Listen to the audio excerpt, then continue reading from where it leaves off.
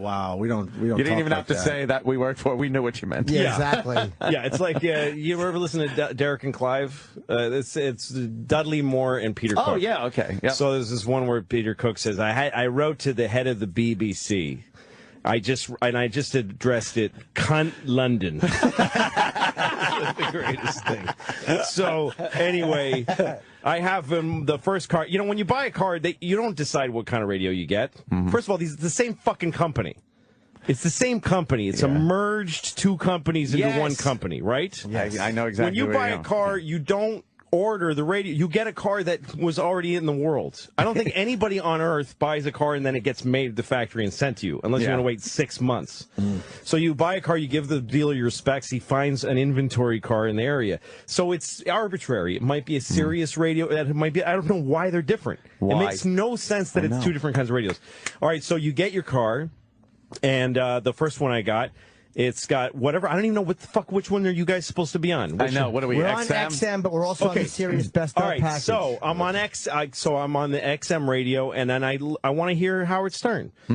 I can't get him, so I call and they go, there's a premium package for the Howard. You have to pay more for Howard Stern. I'm like, but that guy like owns half the company. Like, I don't understand why that makes any sense. You merged. And I tell the lady, that's ridiculous that I would have to pay more and that I have to make this phone call. Yeah. Not just the money, but that I have to fucking go through this to get something that's in the fucking thing. So she goes, well, we'll give you a month free. Oh, boy. Because you're upset. So a month goes by, and then it shuts off. I'm like, I'm not going to do this every month.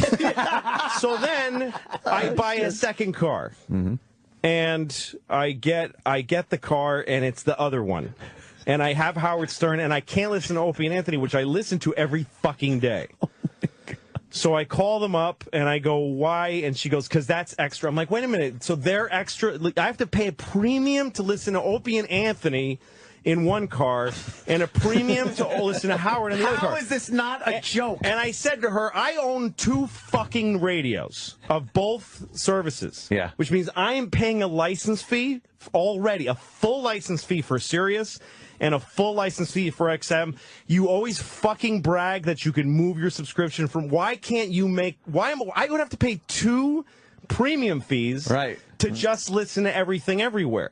That makes no fucking sense. None. And she said to me, their contracts make it. It's in their contracts that. Ours? Yes. No. She said, the person who answers the phone. Fuck her. Said that. She lied. We want to be talking to more people. She said it's in your contract. We're dying to be across the board. We're begging to be across the board. I know, of course. I know that. So many more people. I know that. Yeah. So we could double our audience. And by the way, if I pay, so I said to her, so wait a minute, so those guys are getting extra money if I. Oh my God. So that would mean that you guys would get paid extra if more people sign up for the premium, which of course isn't true. If they're going to lie about that, I'm going to say this. Everyone that answers the phones at the XM Sirius customer service has molested children. Yeah, you get to say it. You get to just say it. Sure. But here's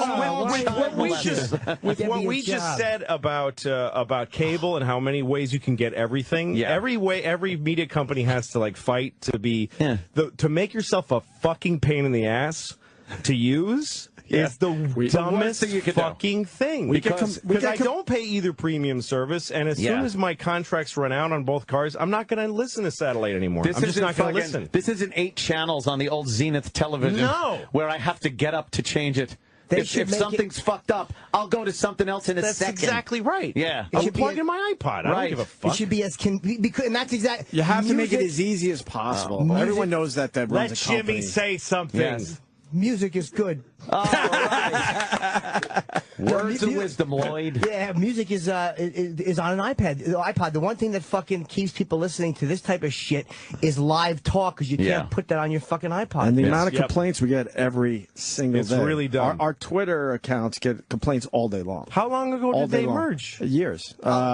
We've been in the building 4 years, so at least 4 years ago. Yeah. And all those years, they couldn't, like, how do they expect a customer to understand this? It was a revenue stream that made sense for a while because they were getting extra money, but now it just doesn't make sense anymore. No, and also, why are they entitled to that extra money if I can't decide which one I use? Yeah. I can't decide. It's totally up to somebody else what kind of radio I get. Because they're both, look at that, Sirius XM. Is it a Sirius radio? No, it's a Sirius XM. That's what the company is. It should be a Sirius XM well, you have radio. an XM radio. Oh, so can I just wait a minute? But it's Sirius XM. What the fuck are you doing? It's a terrible business model. It might make them a few extra dollars, but it enrages customers. It gets everyone all confused. And they're never going to see how many people they don't get because they're difficult, or how many people actually allow their subscriptions to lapse for that exact. No, this is what I always like when I was in Australia.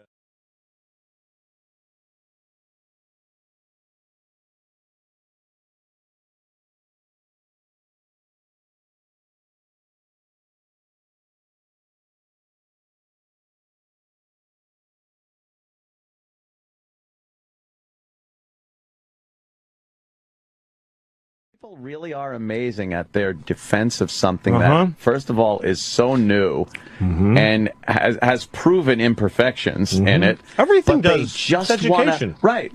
But they really just want to dig in, and this is the new great thing. Right. And as a parent, you are seeing something not so good about it. Yeah, and when people get that way, often when you look at their... Like, I don't mix it up online, and I don't go on Twitter and mix it up with folks. Yeah. I'm amazed at people like yourself. Oh, I will fucking... I am the worst. Who will take someone who has 4 followers and just make them a star. To me, it's a means to an end. Right. I need to get my word out there, but I need someone to ask me why that should be. But you do it every day here. Well, I know. You get your word out. Yeah. Oh, I know. I have a microphone. I have the world's ear. Yeah. By the way, how old is your daughter? That was her homework? 9 years old. I have a 12-year-old and a 9-year-old. Louis Print showed one of the pictures of the question, I loved it, and I looked at it, and I actually got the answer, and I was proud of myself. I'm just realizing she was a kid. 3rd grade. Yeah, and I felt good about it. A lot of people write, "What's the big deal?" Numbers 3. Answers 3. Right. Answers 3. Give me another 35. one. Yeah. You're wrong. Give me another one. Yeah, they don't get the point. No, it's been a hassle for. I mean, what made me do anything about it was that, at school they've tried to organize some, rallies and stuff to get. It's a real problem for our school. So the principal wrote letters to the parents saying, "Please help us to, get the word out about this." Right. Because what happened was there was a principal at a Brooklyn school. I forget her name or the school, but she said these tests, the English tests, not the math ones, the ELA test, she said it's unbelievably over the top. The answers are unanswerable. The questions are unanswerable. And then so the people, the standardized testing people and the DOE, the Department of Education, said, well, she's the only one. She's the only one who thinks that. She's an anomaly. So all the other principals said, no, we all feel this way. So there was actually a need to get the word out that it's to have some unanimity and say it's not one person. Right. So, and my daughter, my 12-year-old, wrote a letter just on her own. I asked her, she was writing something. I said, what are you writing? She said, I'm writing a letter to the Department of Education about the testing because she hates it, because she wants to learn shit. She's a devoted student. So I thought, well, geez, my daughter's fucking doing something, so I should do something I'm capable of doing, which is just write this one little tweet. I just was going to write one. That's all. But then you put something that inflammatory out there, right? And then people they come after you. So because it was something that meant something, I had to try to clarify it through more tweets and to put these pages out there. And then defend that, and it kind of got crazy. Yes, it does snowball. Yeah. You said something like the thing you hate about Twitter is you say something and then someone responds and then a bunch of people attack them. The thing you hate about Twitter is exactly what I love about it. I know. Yeah, some guy wrote, you shouldn't be commenting about this because you're not an expert. So, which is a very touchy issue with this whole thing. Right. Which is that people that are experts think they should make policy, and everyone should not only accept the policy, but don't even question it. Right. Don't even say, isn't everything helped by dialogue? Isn't absolutely everything helped by information? Like, we all must be the thing of which we do not speak. This idea that there's a cloak over it. Don't quiet. Right. Common Core guys work. It's trying to work. Don't say anything about it. And you being a parent makes you... Well, I'm the end user. You're the end user, right. Yeah. Yes. And in a very important way, it's fucking children's education. Yeah. And I don't have some power to say this has to go, and I didn't even say this has to go. I said, we're struggling. We're struggling. So often very young people that don't look like they have kids, that have, around usually 1,200 Twitter followers. Yeah. Because they have a blog somewhere. They go, you shouldn't. The guy goes, you should not be talking. Oh. And all I wrote back was, I have two children in a public school in a state where testing is an issue. So I don't need your permission to comment. I wasn't even really hitting back. It's affecting you directly. But then there's just this rain of shit. Just people going, you're fucking asshole, cocksucker, faggot, you fucking suck a bag of dicks, fuck you. And it's embarrassing and it's tough to take. Yeah. And your daughter's just frustrated because she really wants to learn, and the testing just gets in the way constantly. You spend like 6 months preparing for the thing, and then the test is 3 days. 3 days of testing. Right. Like she's trying to get it to pass the bar exam. Amazing. And none of it is teaching her anything. You're Nothing's not going anything. Right, of course. What is it, like memorization of... You're not really learning anything. Well, I mean, it's a tricky thing. Because they changed this... I don't know. I've learned a lot about it, enough to know that I don't know what the fuck I'm talking about. It's very tricky. It's a very tricky issue. Yeah. But I do think it's way out of whack right now. And it depends on where you are. Right. In some states, they roll out Common Core. In other words, they use the tests that use Common Core language, and the importance of the tests. Like they start young, so that a new generation of students is being taught this, and then it moves with them and every year behind them. But here in New York, they just adopted Common Core for everybody all at once. So all of a sudden, kids that are being taught the old way have to pass a test with the new criteria the next year. And everybody flunked. Like New York State did very badly because they... we're going to. Right. And there's people that think more nefarious things are going on. That Bill Gates and the people at Pearson who published the tests wanted Common Core to fail so that they could step in. It's obviously a conspiracy. Yeah, that's the way some people think of it. I don't think of it that way. I think I start with the premise that everybody's trying to do their best effort, but that's not always a good thing either. Yeah. Bill Gates brought education to many countries in Africa and wherever else. Sure, yeah. Places that didn't have any schools, and he just built schools. Gave them computers and windows and all that stuff. Scumbag. Yeah, exactly. He's devoted most of his life to philanthropy. And so he's gone to countries and given education to whole countries that didn't have any schools. That's you're like the first person to give $1 billion to charities. Yeah, like him and Warren Buffett are dollars. both. They have the whole thing about, and it's great. Yeah. But then I think and this is total unsupported conjecture. It's what I've heard people say, is that he wanted to do it here, but there's already the schools. There are schools here. Like it's not a rubble here. Right. So he's frustrated. Because in order to affect change in America, you have to go slow, get your hands dirty. You have to, really talk to people that feel like they are entitled to a certain level. So the idea was change standardized testing like all at once to say, here's what you have to know. Everybody fails, and then you can say the schools aren't working. So right. I'll come in and save the day. I got a good idea. But I don't believe that's true. But I believe there's elements of that in there. I mean, from working in movies. The first step of when a movie gets handed in by a director, the first thing they want to say is it's bad, so that they can now help fix it. But first you have to say something's bad, right, in order to fix it. So you make a test. You go, how do you evaluate it? I'm going to make a test where everybody has to guess what color I'm thinking of, and if they can't do it, they all flunk. And then I'm gonna. Wrong. That's like the worst version of it that I don't believe in. Right. But that's how crazy an issue it is. Some people think that's what's going on, and that then Pearson is making a bunch of money by writing tests. But somebody's always made money writing tests. Yeah.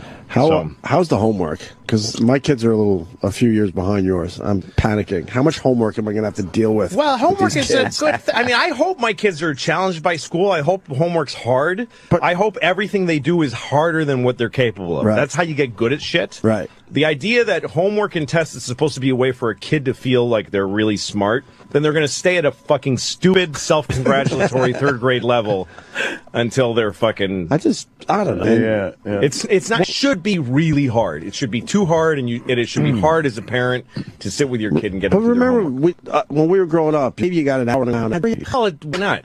Why doesn't it? Because they should be learning a lot at school. Homework is more important. I'm being selfish because I got, my siblings all have... just don't want to have to my deal siblings with it. all have older kids, and they call me, and they're like, we're doing their fucking homework every night. Yeah. We're now part-time teachers because we have to work them through all this shit. Well, the thing you should be doing, you shouldn't help them figure it out, but you keep the thing you can do for your kid if you're nice is keep them company while they're having to do it. It's hard to sit there by yourself, and after a while the kid is literally laying on her back looking at the ceiling and moaning. She can't fucking do it. And when it gets that, and I'm trying to make dinner and she's doing that, and when it gets that bad, I go and sit next to her and just keep going, come on, and maybe read it out loud with her. And that's how this started, because I'm reading this thing. I'm like, look, honey, you just have to look at don't think of the whole big thing here. Do one problem. Okay, what does this problem say? And I read it, and I'm like, what the fuck is that? That makes no sense. That makes no... And I'm like, are they teaching you this? She goes, no, they just put it on test prep.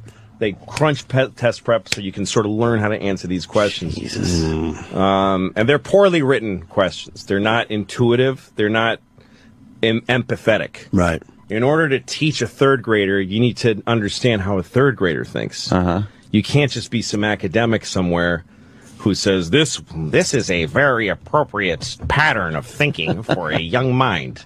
You have to go, I know a third grader named Evan, and he probably would never fucking get this. So if you're trying to bring a kid to a new idea, give him a path. Don't just stick the new idea in some other language. Yeah. And go, if you don't get this, then fuck you and fuck your stupid teacher. Got it. Definitely got it. Well, it's like I always say, you give a man a fish, he eats for a day. You teach a man to fish, he eats forever. Back to you, Lou.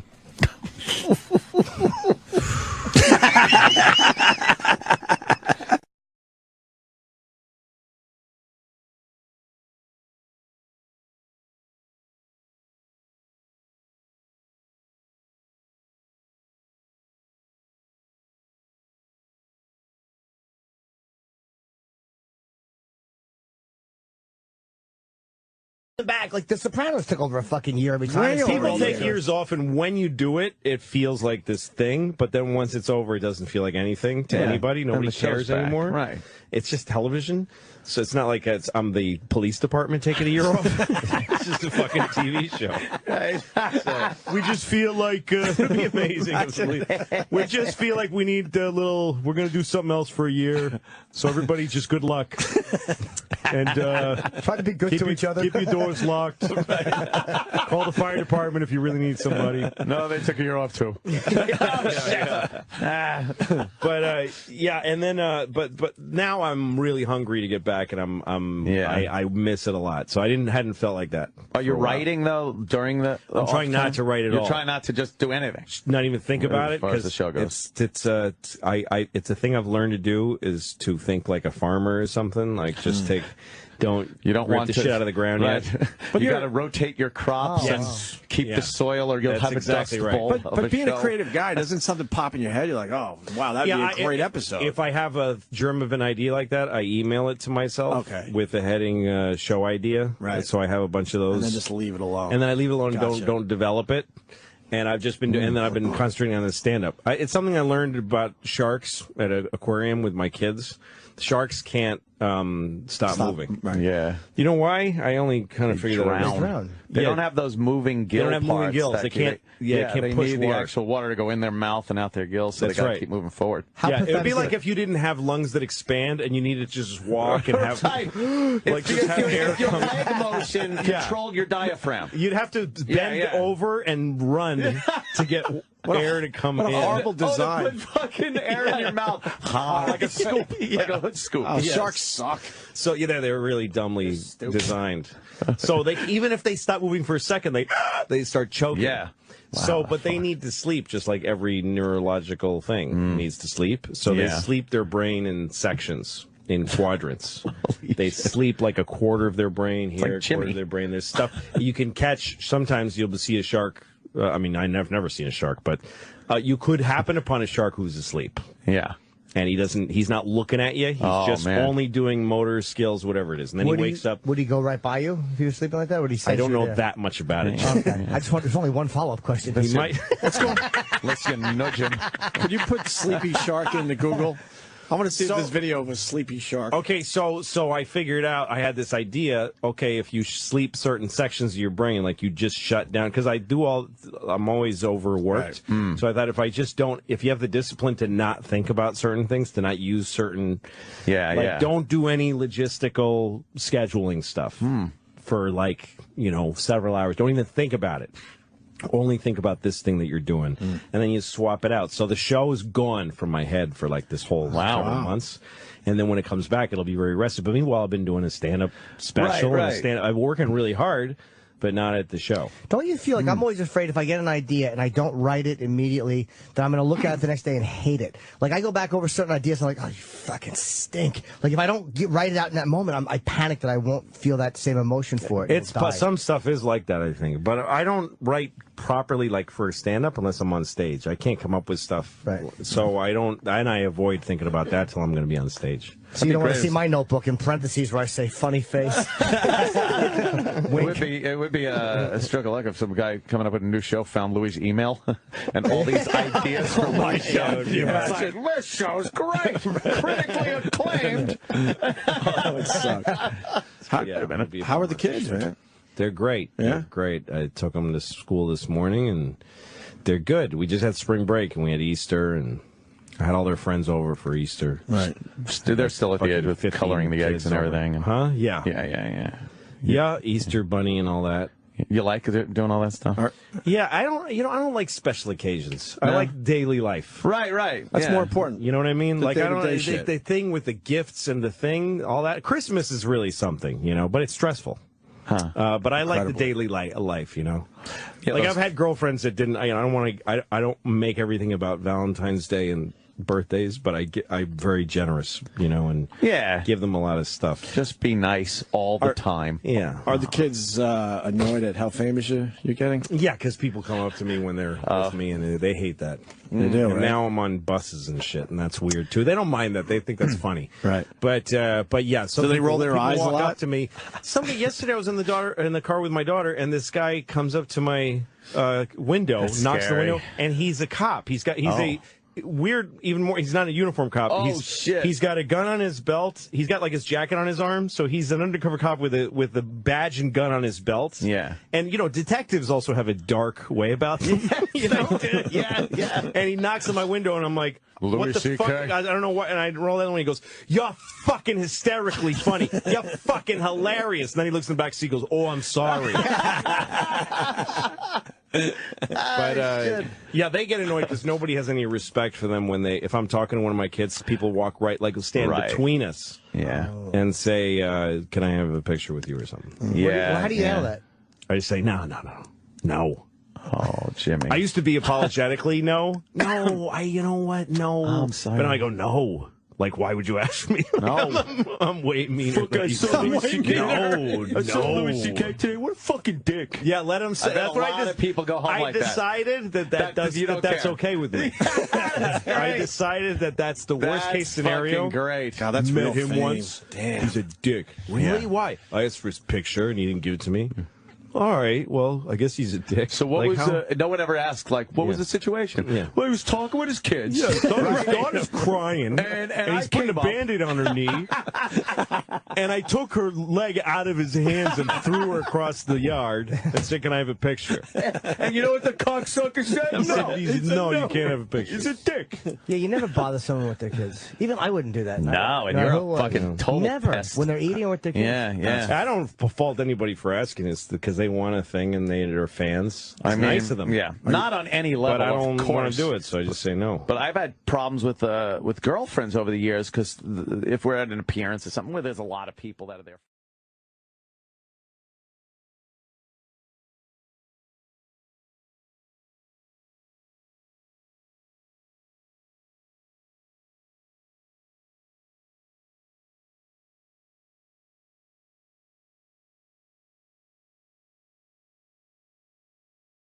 I had a gym membership downtown at a place called the Printing House Gym, and it was fun. How'd that work out for you? It's a nice, quiet gym, like nobody ever went there. Should go to David Barton's. So one day they said it's going to be Equinox. That we're turning into an Equinox in 2 months. And I said, what do I have to do if I don't, because I was moving. I said, do I have to do anything because I don't want to be an Equinox? And they said, no, just don't sign up. You have to sign up. It's double the fees, all this stuff, but you have to sign up if you want to keep coming. You have to rejoin. So I said, fuck it. And I left. And then a year later, I look at my credit card statement for the first time in a year.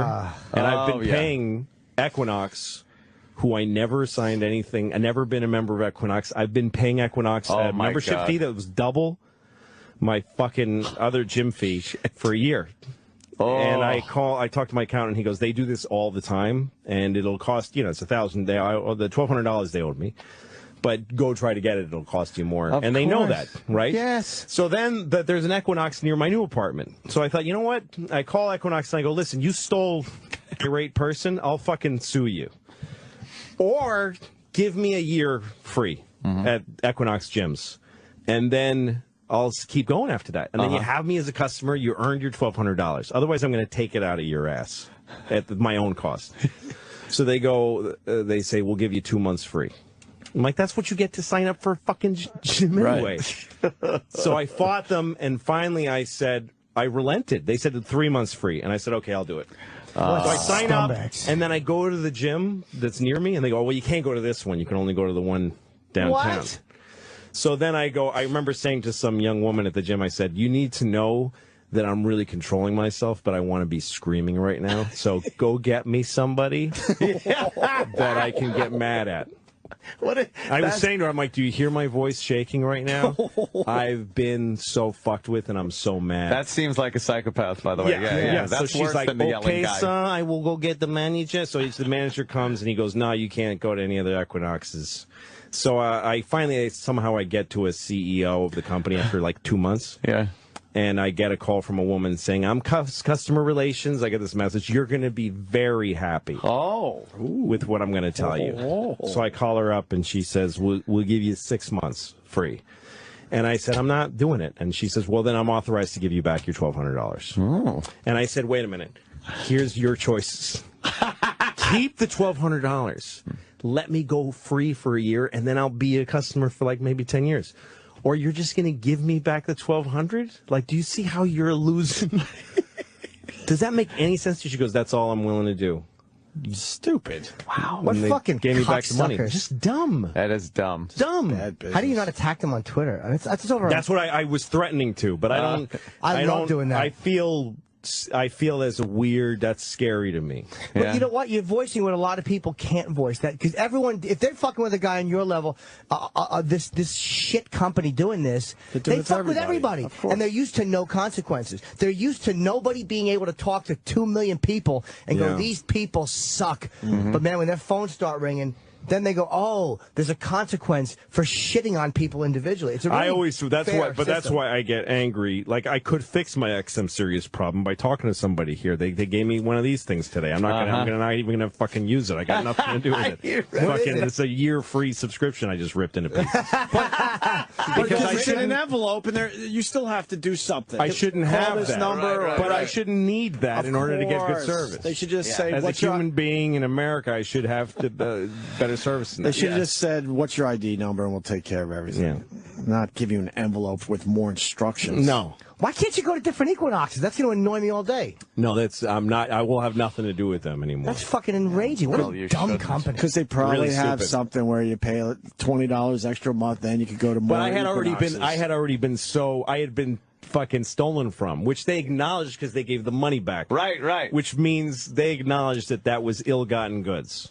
What fucking pricks? But this is how. And I was offering them a solution that, like, go ahead and you stole the money, but why not? But that to me is a better way than I would ever handle it. Like, just to actually just to have the wherewithal to go, you know what, fuck it, I will take 3 months. Let me just work out. Like, that's the most reasonable thing I can think of. You just wanted to go to different gyms, and these cocks, they won't bend. They won't bend. Yeah. Fuck well, you learn that kind of anyway. shit from directing and stuff, because you have problems you have to resolve. And sometimes people fuck you, and you have one choice. You could get all your anger out and be stuck with the problem. Yeah. Or you calmly say to somebody, this is totally counter to what I'm renovating this house, and this guy did something completely wrong. So I tell him none of this is what I wanted. And I hear him get confrontational. It's what you asked for. Hey. I'm certain that's not what I asked for. Yeah. This is what I wanted. Well, I'm not, I don't do that. And I said, let's just tell me how it gets fixed. Forget who pays for it. Just tell me what you would do now as a solution to fix it. Well, I'd have to change this and that and this and that. Okay, what else? And then he tells me the whole thing. And I go, that sounds good. Let's talk later about who's going to pay for it. We don't have to talk about that now. Let's make that happen. You and me will have a talk about what should happen. And then he got off the phone. And he had a couple of days, and he called me and said, I'll share the cost of the replacement. You know what I mean? Wow, look at when you. You're in a confrontation with somebody, you tell them your side of it, and then don't try to fix it right then. You just say, let's go off, you and me, and think about where were it. you like when I was a destroying shrink. every relationship I've ever been in? That's fucking amazing. But that's fucking why you get things done. It's this fucking great way of just handling a problem and not So getting hard even to do.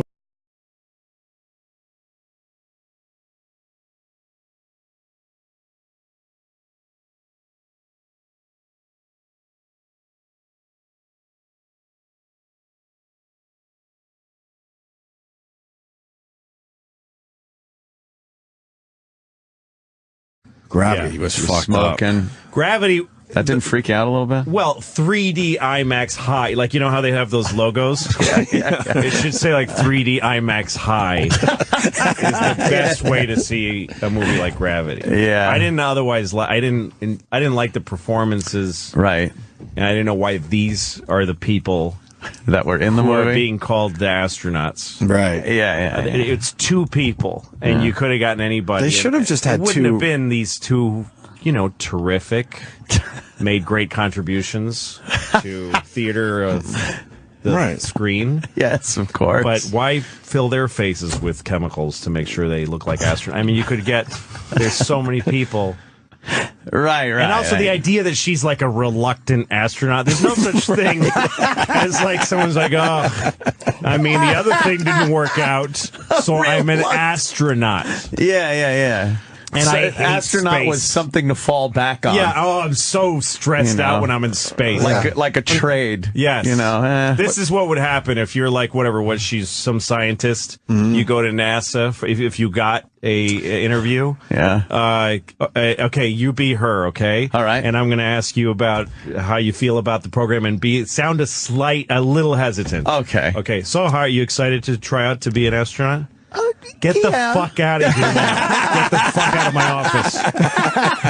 There's the greatest people alive do this. Right. Everybody Get the wants fuck that outta gig. here. And it's their dream from the second they left the womb. Right. All they want to do is go right. into They space. never gave up on being an astronaut. That's hilarious. Yeah. Yes. If you're obsessed with being an astronaut and you are the best at everything that you do, you're still going to wash out and not get to space. Right. Right. Yeah. And yet this fucking ugh. And I get vertigo. No, you don't. Fuck you.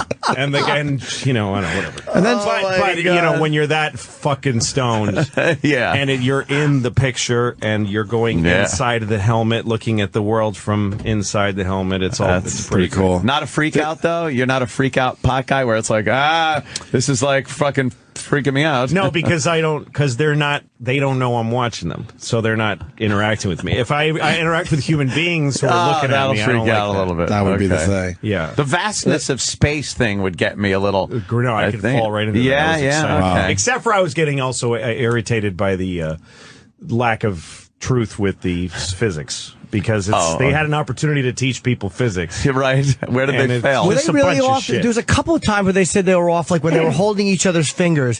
They said all she would have had to do in real life was just pull back gently, and he would have come right back. That's right. There's the whole, basically, the entire crux of the drama of the movie was a giant fuck you to physics. Physics. The idea that she's holding him and there's some force pulling him more and more, like an increasing force from what? There's nothing. Centrifugal force, was it? No, I don't think so. Were they spinning? Nope. No, they weren't. Oh, weren't then spinning. Yeah. Okay. Well, although if she pulled like a that, teeny bit, he would have come right back. But and also, when she would she's have gone spinning, forward too. when she's spinning, Yeah. and she's going, yeah. Oh God, close your fucking eyes, close them. You're not feeling it. You're not feeling yourself spin. Right, Close your eyes. Yeah, that's all you Because would the have to Earth do. is doing this. it's all spinning around. relative to Close your eyes, like for the Earth. So 60 seconds. yeah, She wouldn't even have to be reminded. But even if, honey, close your eyes. All right. Okay, good. I'm good. everything's fine I'm now. good. That's a good point, but I wouldn't have thought of that if I was spinning away into nothingness either. She probably just forgot. She forgot. Yeah, no, she's clumsy and forgetful. Hesitant. She's like Lucy.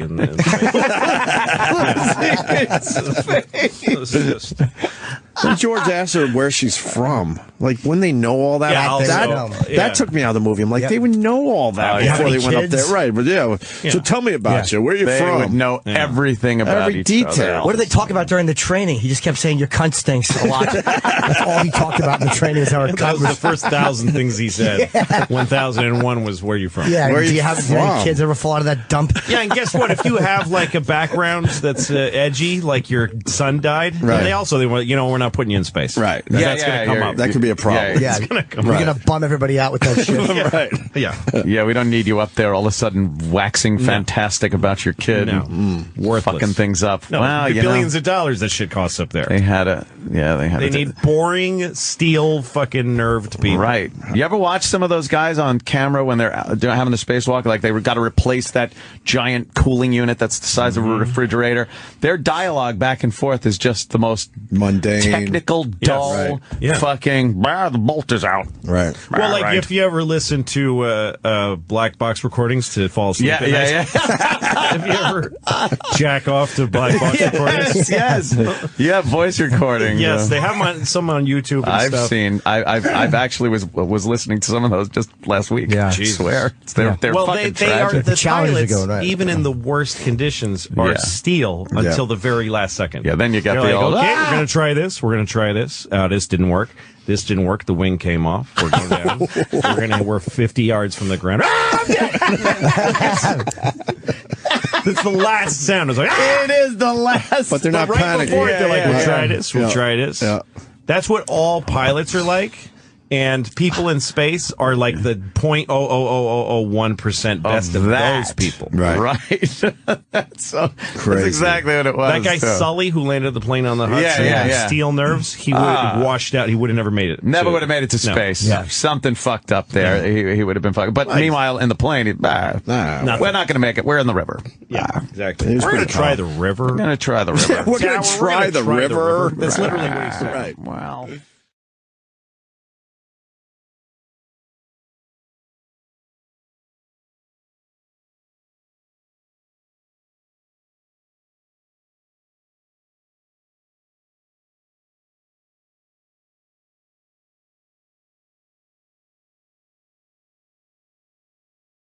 The Subway Superman old hat, old news. Old news. Front page. Now we got two guys that caught a baby from the fourth floor. Fourth floor. Actually, he fell out of the fifth floor, didn't he? And then this kid fell off a fire escape and slipped through and then dangled from the fire escape underneath the one he fell from. That's like movie shit. Oh, wow. Where you fall and grab. You ever see that in a movie and go, Yeah. there's no way you'd be able to hold on Have to the that. You presence of fall mind, through yeah. something and actually grab. This kid grabbed on, but then he lost his grip. But then his little hands. His little hands couldn't hold on, and he slipped, and two guys were underneath long enough to have a little plan. They're going to let the kid fall on them. Who decides they're going to go for the catch, though? That's One guy decided he was going to go, and he tried to catch him, I guess, on his arms and chest, and the kid bounced off of him, knocked the wind out of him, and flew into the other guy's arm. Oh, wow. So he kind of did. So a they little, decided to risk injury, basically. yeah. Which you do. I would do that, I guess. For a kid. For a kid doing White something kid? like that, Let you him think hurt you. for a white kid. For a white kid. Jeez. If he's falling out of a building, Oh my it's God. rarely a white kid. Yeah. Hispanic children always falling out of buildings in New York. I don't know what it is. Neglected. It's usually, is that it? Sure. I'm tired of the same food. Plus, how about Clapton's kid? He was a white boy. That's true. Oh, boy, that one. Imagine What floor was he on? That one, like the 80th. The too high for a baby floor. Yeah. Like a baby would have survived from the second floor. I know, the second floor. It doesn't matter. They're not cats. No. Flipped over. Look, you could drop them upside down. All right. Well, here's the story. Two lifelong friends, now heroes. The two men saving little... Same reporter. Another goddamn Shocking. reporter. Two lifelong friends are heroes. The child saw pornography and ran out the window. Shocked. The two men saving little 3-year-old Timothy Addo's life in a way that can only be described as a miracle. Thank God they were there, and they caught their kid. That's just a miracle. Hold on. There's a few other ways to describe it. Miracle. A miracle would be the kid floats down slowly, defying gravity and all other laws of physics. That's a miracle. Bouncing off of two men at full speed is not a miracle. Right. Or if the kid fell from the 30th floor, that'd be a miracle. But yeah, he fell there you go. 4 stories. 4 stories. Or if the kid was white, that would have been a miracle. Absolutely. He would have floated down on the Inexplicably white child falling from a window with no brown skin at all. Could only be described as a miracle. Hair offering up enough wind resistance to slow his fall. That's right. The sparkle of his blue eyes shimmying in the sunlight. Elo, you have 10 minutes. 10 minutes. Caught their kid. That's just a miracle of 2007. That's all I can say. Somehow, this 3-year-old boy climbing out on his 5th floor fire escape, getting down to the 4th floor, then slipping, and for a minute, desperately dangling high above the ground. 43-year-old Julio Gonzalez sees it and races over to help. I seen people screaming. I looked up. I seen the baby. I ran across the street, and I stood there waiting for the baby to fall to catch him. Our heroes aren't like the movies anymore. No. What happened to our heroes? I'll be there. I'll save you, sir. I shot his child and I ran across the streets. And I caught him with my frijoles hands. You were dangling? He was dangling, so I caught him because I got nothing else to do, because I do not have a job right now. Because I am of a race of Latinos. Well, they explain we how have lots of time. We're on every street when anything happens. Yeah. Any kid falls out a window, there'll be a Hispanic gentleman there to break his fall. They explain how the two men... That's how many Mexicans there are in this country. All over the place. If you fall out of fucking a window, you're going to hit one.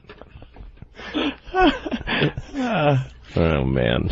Here they explain how the two men caught the baby. All right. Julio calls out for his friend Pedro. The first thing I felt was scared. I was scared for that child. Just as Pedro gets underneath the fire escape, little Timothy Addo loses his grip. At that moment, I just was praying.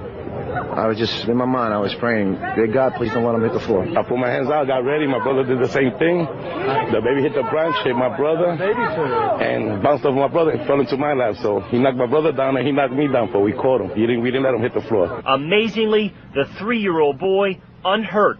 His mother, overwhelmed. Until he was spiked. Grateful. That old gag. How's your little boy? He's great. He's fine. If you could give one Happy. message to Pedro, I don't remember his name, and I let him fall out of a window. Thank you. But I saw in the news that someone caught him. Fucking neglected cunt. Jesus Christ. He's busy, Lou. Fucking retarded. Fucking never should have had him. Plug up your cunt or fucking watch your kids. You ass. Your kids should not be flying out the window. How the fuck did it get that far? It's all your fault. He should have died to teach you a lesson. Fucking stupid cunt. Fucking Pedro. God, thank God for Pedro. Pedro. I was on in JFK Airport on the air train, whatever, the train that takes you from thing to thing. Yep. And there was a family of, I don't know, they were Arabic people that smelled awful, and that's all I knew about them. I don't have any, I'm not saying anybody who's Arabic smells bad except for this entire specific family. But so there was a woman by herself with like 4 kids, and then she gets off at one of the stops, and there's one of her daughters by herself. Get she the fuck fucking out of here. left her. Forgot one. Kidding. Yep, and the little girl's starting to go, freaking out, having a panicky moment. And I'm like, I got kids, so I can't ignore it. And I'm like, okay, I say out loud to the other New York grown-ups, I think that she left this child, and they all just look away from me. Oh, no. Nobody will fucking acknowledge They're all it. like, it's your problem, pal. Yeah. So I have to get off the next stop with her, with the kid, and the kid's terrified of me. Of course. And I go, come on. You're trying to get her into a bathroom. Yeah, exactly. I'm like, oh, this is so awful because now I have to fuck her mouth. It's like, can't let this go. I'm going to miss my flight because I had to fucking fuck this Arabic kid's mouth. Hold my nose and fuck her face. You're pretty much obligated just in case she accuses you of it anyway. That's it. Because the worst thing would be being innocent and having a kid say, he touched me, and then you go, wait, I didn't fucking touch the kid, because you're fucked anyway. Yeah. Fuck her mouth. Hold my nose and fuck her face. I didn't have a choice, Jim. But, no, I had to get off at the next stop with the kid, and the mother didn't, I mean, I was there for 40 minutes waiting for this woman, and the kid is panicking, running around. It took that long for this mother to... She ended up going she got off on the wrong way, and and then when the mother showed up, I was so mad at her. Yeah. And I was like, I have your kid. And she went, oh, thank you. Oh, and she did a fake cry because she knew she needed to be seen as, like, hysterical. She went, oh, thank you. Come on, let's go. Did you yell it out like you wanted hostage money like that? I have your kid! Call the police! Imagine. Holy shit. She gets off the train, all she sees is like the back of Louis with his trousers down and her little daughter's feet facing forward. Little skinny brown legs. Little fucking knobby knees. Newborn calf kneecaps, yeah. Hey, let's take a quick break because we want to get back before the deadline. Before the ELO deadline. I had a similar story, though. You want to do? In California. All right, yeah, real quick. What happened, California. We were by our stable, which was out by a riverbed and pretty off the beaten path. And I hear this girl crying. I'm about 15 years old or so, and I hear this girl crying, and she's about like 8 or 9 years old, walking down this dirt road. And I said, what's the matter? She goes, I'm lost. And I go, okay, I have no idea where she came from. She don't know where she fucking came from. The kid's stupid. So I go, okay, I figured I'd walk her to the main road because, maybe that's where her parents would be. So I walk her to the main road, walk to this gas station where my friends worked, which is on the main road, to kind of ask them, what the fuck do I do? And they start making fun of me like, you get dating a little young now and shit. Fucking friends, of course. Bunch of assholes. So this car comes pulling up and screeches on the brakes. This man gets out and grabs the girl, and I said, is this your daughter? Yeah, and he goes, yes, and looks at me like I had fucked her. Just looks at me like, you motherfucker, Jesus. What are you doing with my kid? Like, has no clue, didn't ask where she was, where she came from, what the fuck the situation was. Wow. Just, it was my fault that she was fucking on the street there. Piece of shit. Prick. That's what all parents that are bad parents do. Yeah. They deflect it. Deflect it. Blame me. Yep.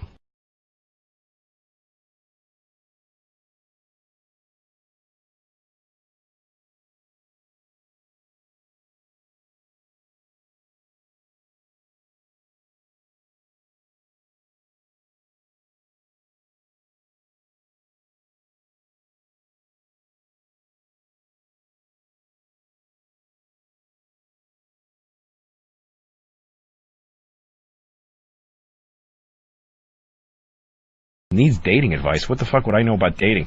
Tony from Arkansas. What's up, man? What's up, Louis? Man, I'm 29 years old, pretty good-looking guy. Yeah, says you. Live in a college town. Yes. I fuck these, like, average skanks whenever I just kind of meet up with them through mutual friends or whatever, but whenever I'm at, like, the coolest bars and stuff, and there's, like, 8.5, 9s walking around, ass everywhere, I just can't talk to them. How can I get over the hump? I know you're a shapeless, out of shape faggot, but... Yep, and I never was good at that, but, I don't know, there's something about the fact that you look at the women that you fuck as skanks, and then there's these women that are beyond your reach for you. There's something weird about that. It's all in your head, Like, if you just thought of yourself differently, you'd be able to go up to one of those women and say, listen, I got 10 minutes to fuck you, come out to my car. And she'd fuck you. But, What is it about 8.5s and 9s? Why do guys feel like they got to fuck women with rock hard asses? Do you enjoy the skanks, quote unquote, that you fuck? Is that enjoyable? Yeah, but it's not something that I would want to take around with me. You know, I'm looking for like a girlfriend type. So you want a girl you can kind of show off and stuff? Yeah. Try. But they don't have to be a 9. But I'm just saying that's just an example of like how could I get? Where do you go? You're going to bars in Arkansas and trying to meet women, right? Yeah. Go to the library and find a girl and start talking to her. If you're at a bar, imagine this for a second. Try to put yourself in the shoes of a 9.5 or 8 or whatever you call these women. Like, imagine being a hot girl at a bar. How fucking weird is she? Like, what is her life? She puts on some, like, sexy clothes, she works out to keep her body fit, and then she, like, hangs around a bar and hopes some guy will talk to her? I mean, what kind of a fucked up, weird existence is that shit? I mean, what do you do? What do you do? You work? Yeah. What is your job? I own a landscape company. Yeah, so you own a company. You are an owner of a company, right? You are a guy with an identity. You're looking at women that, like, she's some fucking woman, a hot chick at a bar. Who the fuck would want to be that? Who would want to talk to that? You know what you should do is find a woman that owns a company like you, and you guys will fucking connect like a motherfucker. Like, go find. Okay, well, say at the library. Say at the library. It doesn't have to be at a bar. Say at the library. I'm a faggot when it comes to just coming up to girls. Well, that's because again, what would you have in common with some chick at a bar that hopes some guy will maybe fuck her, take her around in his Camaro or whatever people are driving now? I'm too old. Yeah. Just why? What would you have to say to that girl? Hey, you're hot. You want to suck my dick? Like, what would you have to say? Don't put her on a pedestal. Fucking some chick at a bar with a hot ass. What is interesting about that? But if you found a girl who looks pretty damn good, who does something like what you do, who's like a person with an identity, who has like a company or whatever, and then you guys would just start fucking talking, and that would be so exciting that you'd want to suck her pussy and vice versa. Right. All right, man. Good luck. All right, man. What do I know about getting laid? Jesus Christ, I can't even fuck my own wife. I can't even. I tried to. Patrice O'Neill said to me the other night, have you ever tried threesomes? This is the kind of advice I get from fucking single people who think they're going to fix my marriage. Patrice says, why don't you introduce your wife into the idea of having a threesome?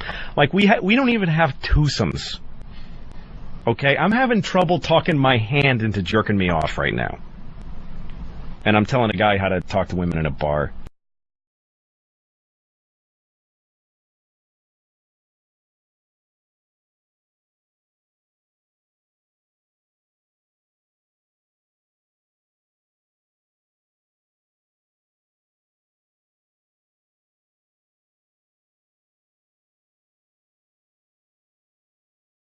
Yeah. No, this is what I always like. When I was in Australia, everybody told me that they watched my show, and I figured they must be getting old versions of it because it doesn't air there. But they were watching the show like the week before because the whole country pirates there. Here, weirdos kind of pirate. There's not that many people that pirate here. Yeah. But in Australia, moms and dads pirate video because we're not letting them buy it because we're keeping it from them. Yeah. We have shows that have been on the air here for like 3 years, and we won't even give them if they're given the option. Like everybody in the world is like, take my fucking credit card and just let me have the thing, and I'll pay. But if you're gonna be a pain in the ass, fuck you! I can steal all of it. So the whole country of Australia rips TV. And I learned this. So when I put my Beacon special, one of the big important things to me was that it was globally available right away. And they're happy to buy it, right? So I told FX they should sell my show on my website. And they said that we can't do that because we can't let other countries see it before. Oh, boy. And what they're doing, all those companies and this piece of shit fucking company that we're talking on right now, is they're keeping money out. It's a cage. It's keeping money out. It's not keeping it in. Right. They think they're keeping money in, but they're keeping it out. Yeah. By the way, what you just said, that should be a fucking infomercial for Sirius XM. It's fucking enraging how they don't see that. Why would they do it that way? It makes no sense. So you know how long companies are doing business the same way before you decided to put something on your site and do it differently. It's like nobody wants to do anything differently until someone does it, and then everyone goes, "Oh, that's." Imagine the way having to to do buy a different TV for Fox News, Fox, FX. No, you got to buy a different TV that gets that. And then you got to pay a premium. The way radio and TV got so big was that there was nothing you had to do. Right. You didn't have to Simple. pay for it. You watch. You didn't even know you were paying. You're paying for it by watching advertising. Right. You didn't even realize that you were paying their bills. Your time. That you were doing them a favor by watching the shit. Yeah. The feeling was that you just click it on and there's all this amazing shit. Your Coming in my favorite house. music. It's amazing. Your favorite stars, great stories, movies that were just out. It was amazing. It's magic. Free was free. It really felt that way. Yeah. But now with the internet and with all this stuff and this shit and this subscription shit, they're like, well, we need you to give us this, and you can only have this part, and then you can only do that. It's Like, just well, I'll get free. I'm going to go find free. Thank you. And it's worst. absolutely right. They should make it fucking easier. And their thing is, well, from a paid service, you get unlimited content and no commercials. Okay, fine. But still don't make it difficult once you're inside that area. You should be able. I don't have us on my car radio. I am not listening to someone on my car radio. I don't either. That's amazing. Because my car came with the Sirius radio, so I didn't want to bother with the shit, and I could probably make a couple calls and get a VIP account. I just didn't want to. Who needs it? I just And didn't also, want to. I'm a regular person. I'm like, this is not, I don't know. I seriously recommend everybody that can hear my voice shut off the system that is letting you hear it. We hear this shit every fucking day from our listeners. And then the listeners that are hardcore and they understand that they need to pay for the service to keep us alive, they get so frustrated and go, look, I tried, but I'm just going to get it for free somewhere. And it's offset by the people who were paying for the other one. Right. That's the thing that's crazy about it. Once I had two cars, I'm like, wait a minute, but I am paying to have both. You nailed it, because I have an XM radio in my house, but there's Sirius channels I kind of like now, and I go, oh, that's right, I can't listen to them in the fucking house. Football, what the fuck? Right. You're so right. No, have everything, and that's how you're a real competition to radio. Make it fucking easy as possible. That's the first rule of business. No, all companies that do, like, I had a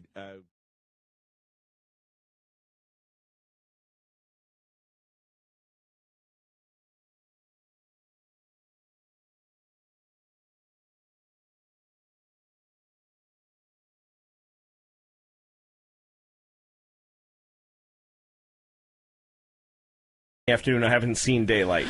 The drapes are all down because I sleep during the day. All right. 3 p.m. I'm fucking hungry. I get room service, go back to sleep, wake up at like 5, go to this shit mall, get a soft ice cream, watch a movie, go to the comedy club.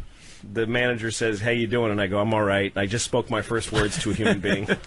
Do a show, up all fucking night because I slept all day. Fucking nobody to talk. Calling the West Coast because some of those people are awake a little Jerking later. off and eating too at night at fucking 2 in the morning. Jerking off is just part. This is like the time, like the clock running. You're just constant jerking off. Calling people on the West Coast who I don't even know it very well because I want to talk to somebody. Anyway, multiply this by 2 weeks or so on the road. I retreat even more and more from people because I feel disgusting for what I'm jerking off to during the day. And then I go home to my wife, and it's like coming back from Vietnam. I don't relate to my family anymore. You wouldn't understand. I'm Bruce Dern, fucking taking off my clothes and walking into the ocean. I just fucking can't relate to society. Sell the car, anymore. sell the house, sell the kids. Yeah. Send that letter. Yeah, that Kurt's letter. Just less and less Colonel able to CK. Colonel CK. Yeah. Nothing to say to her. Oh, damn. My wife is like fucking a astronaut's wife with a shaky cigarette in her hand. He's fine. We all love him here. Very proud. When was the last time you saw your family? You've been on the road for a while, right? Yeah, well, this morning I'm in New York. We're all in the city, so I saw my family this morning. My wife came into the city only because we had to go to couples therapy, so she brought the kids. Today? Yeah, we went yesterday. You ever just yank your cock out and say, "Why don't you toot on this for a few minutes?" That's how you got to do it, man, as a married guy. Holy shit, that's a great idea. How's that working out? If I did that, she would just do whatever she was doing. She wouldn't even look. We don't look at each other. If I took out my dick and said, "Why don't you toot on this for a while?" she'd keep whatever fucking emailing. She'd be looking at whatever real estate wherever she wants to live when she leaves me. She'd be like, "I'm sorry, did you say something?" And the counseling, it would be nothing. The counseling is obviously her idea. Oh no, I wanted. You went for it. Yeah. I'm the one who said I wanted to go. This fucking guy we did it last time we went. It's a double session. It was $800. Wow. $800. What does he do? Eat both your assholes while he talks to you? Jesus. That's $800. Wow. How's it? Is it doing anything? Oh, it's great. Everything's great. It's great. Everything's great. Oh, worth every penny. It's fantastic. Great. Yeah. $400 a person? Well, it's $400 an hour. You don't break it up by the person. Oh, you go 2 hours? Yeah, it's couples. What is it, a drive-in movie? He puts her in the trunk before he drives. There's only one person here. Listen up, honey. Is there anything you could share from those get-togethers? Well, no, not anything about us. The guy, though, the first day he's telling us about it. A lot of times they tell you about other couples to give you comparisons. Mm-hmm. And he's like, hey, I know a couple, because I'm on the road a lot and I work a lot. So he's like, it's hard for people with careers. I know a couple. She's a lawyer. And he's a sports writer. Right away, I'm like, I can Google that and make some connections. Yeah, really. I can figure that out. And he's like, while he's covering March Madness, he's a lawyer. He's a sports writer. And then he goes, well, he's covering March Madness, and she's lecturing about pornography and law around the. So I'm like, I know who these people are. Yeah. I can figure it out in 10 seconds. Why are you telling me this? The next couple's going to come in and he goes, I know a couple. I know a couple. He's stars in Lucky Louie. Lucky Louie. The first initial in his name are L-O-U-I. Fucking douche. That's got to be something, though. You ever sitting there and listen to, like, a therapist or something and go, like, he doesn't get this at all? Or... No. Well, the thing is, what happens in therapy is you really say the shit. It's only because my wife, I know she doesn't have XM in the car she's in, that I can say that the other day she said, she pointed at my head and said, I hate him. Oh, at the head. Yeah, at my head. Oh, God. So here's the thing. You get in there and you fucking have it out. You say everything. And then you get addicted to that. And you can say, outside of the therapist's office, you can say nothing. Like, outside of the therapist's office, we're just, like, at home, we're just, like, just bullshit talking about, what did Rosie O'Donnell say today? Like, we can't, but if we start talking about anything real, it gets lightning rodded to what we fucking have said to each other. And if he's not there, we're going to kill each other. Wow. So we can only talk for 1 hour a week. She said, I hate him. And we spend all the other hours of the week in this strange avoidance. If we were in a boxing ring during the week, people would be whistling and throwing paper and do something. And then for that 1 hour, oh yeah, motherfucker, it gets hot in there. I don't know how far we can take this, but why do you guys hate each other? Or can you discuss that? What did you think when she said, I hate you? What did you feel when she said, I hate you? I hate you too. Okay. Is it just over time, slowly but surely, the relationship broke down, or is this, was there... Oh, we got 2 kids. I think it's like this for almost any marriage, except for that we have... The thing is, we have a traditional marriage. I make all the money, and she raises the kids. But we have a traditional marriage in 2007, which means that you can't just say that. Not traditional. No, I don't get to say, I bring home the bacon. Right. You watch the kids. You fry it up in a pan. Fry it up in a pan. Yeah, it doesn't work like that. I bring home the bacon, I fry it up in the pan, I feed it to the kids, and if I mention that I pay the bills, I'm a fucking asshole. Like, I'm a piece of shit for, like somehow I'm being... prehistoric but it's true that I pay the so it's hard. Like, marriage is harder now, I think, than it ever has been. And it's not like this guy, he wrote a book, the guy we're going to, and it's all about how it's hard for marriage now because when the women work. My wife doesn't fucking work. So your theory of your book goes out the fucking window. Yeah. It's hard, but mostly it's because when you have kids, it's hard to fuck anymore, and you also care about your kids far more than you care about your spouse. I mean, my kids are my life now. I really don't give a shit about her. I really don't, because how could I next to my kids? I'm laughing because I'm fucking stunned It's just like a stunning thing. The honesty. Yeah. The honesty. Well, it's true. If our kids, look, I've got a lot of history with my wife, and there's a lot. It's a complicated relationship, and I feel I feel a lot of push and pull in many directions, and I'm fighting really hard to save it. We're in therapy, and my whole life right now is focused on saving our relationship and getting it back to somewhere good. Right. Oh, but so it's the biggest deal in my life. But if my kids weren't here, I wouldn't even call her to say goodbye. I just walked. I wouldn't leave a note. I would just stop being near her fucking cancerous body. You're saving it for the kids then. Totally, 100%. That's why I'm so glad I never had kids. Oh my God! Because the whole thing you're talking about, like I used to get ragged on for not doing things chores around the house. Right. I had these set chores to do. There weren't much, but it was like, why? I'm going out. It's a new career for me doing radio. Yes. I'm really like learning the trade at the time. This was, years ago. And she's not working, and I'm bringing home the money. And believe me, a lot more money than I was when we were both working, and I was knocking tin. Yeah. But then, well, the money you brought in just to help you out a little bit gave her the luxury of not having to work. Yeah, not having to work. Right. Which is kind of key, I think, to the whole thing. But then there'd be these little chores I would have. Like I'd have to take out the garbage, and it was my job to vacuum. And like if I didn't do it, I would be ragged on. Like I remember my mother fucking yelling at me for not vacuuming. No, and the thing is, to me, if you don't have kids, I don't get any of it. And that was it. If you're married and you don't have children and you have a bad week, get the fuck out. Why the fuck would you save a marriage that's stressful? Right. When you have kids, that's everything. You got to stay together for the kids because you got to be. It's not even that they need to have two parents to be together. It's just that you want to be there for your children because you fucking care about them.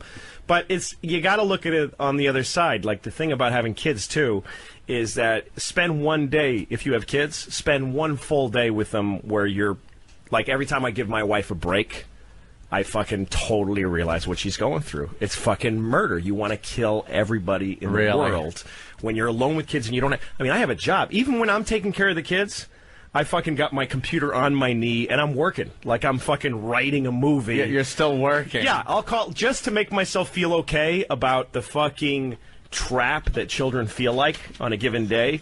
I'll call my manager and just say, what's going on? And he'll be like, well, we just booked another O&A date in Camden. Oh, good. Go read a story to my daughter. You know what I mean? Because I'm not sitting in a room reading fucking The Happy Hen and nothing else is going on. I've got a show I just booked in Camden. I'm put on my website. There's people talking about me around the country, buying tickets to my shows, ordering my DVDs on Amazon. That helps me sit in a room and read to my boring little kids. But my wife has fucking nothing except to focus on what a piece of shit I am for dropping cum into her and making people that have ruined her life. That's all she's got. So I actually completely see her side to it. We are, and what we found out in therapy is that we're trapped and that it's neither of our faults. So how? But that doesn't make us go, oh, the only solution is killing the children. Yeah, that's it. That's throwing them into a garbage can and letting them die next to a rat and a milk carton. And you two just, like, spur of the moment, laughing, heading off to the Caribbean. Oh, my God, we'd have a ball. Just having fun like the old days. I actually think when I picture that, if we got rid of the kids, I would walk out the door. Actually, what I'd do is fuck her face, and we'd probably get off the place. Why don't you guys go on vacation together? Leave the kids with one of your parents for a few days, and seriously, go away for a few days. I want to punch you in the face for saying that. Is that bad? Oh, shit. Is that bad? I don't know. It's just so complicated. One of them, she's still breastfeeding the kid who's 2. Can't get the kid away from her. No, it's a mess. Never do that. Hey. Never do that. Wow, man. That's like walking up to a guy in a concentration camp and going, why don't you just take a little trip somewhere and get out of here? If you don't like it here, why are you hanging around? No, but you can't give them to, like, their parents or something like that? Because there's Nazis that will shoot me in the face if I leave. 2's too young to leave a kid. Wow, man. Yeah, 2, no, we can't leave the kid. Let's go to Minnesota, I think. Chris, what's up? Hey, love your show. Thank you. Hey, Louis, I completely agree. To me, I think I'm just a dick for my wife. I'm just a dick in the house. Well, that one lost steam faster than you expected. He won't admit that he doesn't care about his wife either. Yeah. No, to me, I'm just a dick to the wife, and so. Hey, Jimmy, got a question for you. I'm sorry I did that.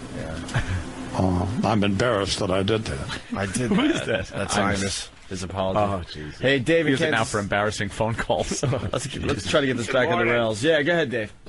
Oh, no, Louis, you're absolutely spot on. Same predicament here. You just go numb, man. You know, but I'm at the point where I couldn't give a fuck if my wife went out and got filled up with somebody else's cock custard. I'm done.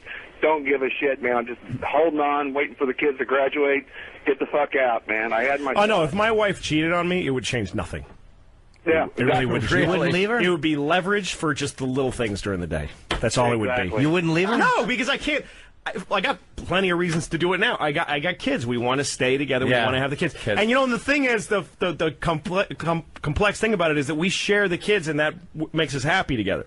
Like we, as parents, we're fucking the best friends in the world. We watch our kids do fun shit, and it's hugely rewarding. That's the two your of us. common denominator there. Yeah, exactly. So like we'll be hissing at each other. I hate you. I'll never suck your dick again. Fuck you, you whole fucking whore. Oh look. Oh look what she did. Oh my god. Oh, isn't that cute? So we do, but that joy that we share with the kids, totally real, and it's actually making life worth living. So that's the thing that's complicated about it. When I pictured leaving, I'm not only sad to think of not being with my kids every day, which I am, I'm also sad about her. She's part of that. She's part of our... You won't be able to share that with her. No, that's bigger. And actually, you know, look, I'm almost 40. My dick is finally starting to get 8% less hard than it used to be. So like the fucking joy of having a family is starting to outweigh the sex a little bit. I mean, that's kind of sad because it's like, you know, I'm not going to care that nobody fucks me in a couple of years. Dude, I think you really, that makes me want to kill myself. You want to do it when she's laying there sleeping, start eating her ass like a fucking loon. Go in there and start eating her ass. She'll be like, this Lou is... She sleeps with the fucking children. So I'd have to move my baby to the side. Go like this. If the kid looks at it, go... Oh, he inadvertently sticks his face in the baby's ass.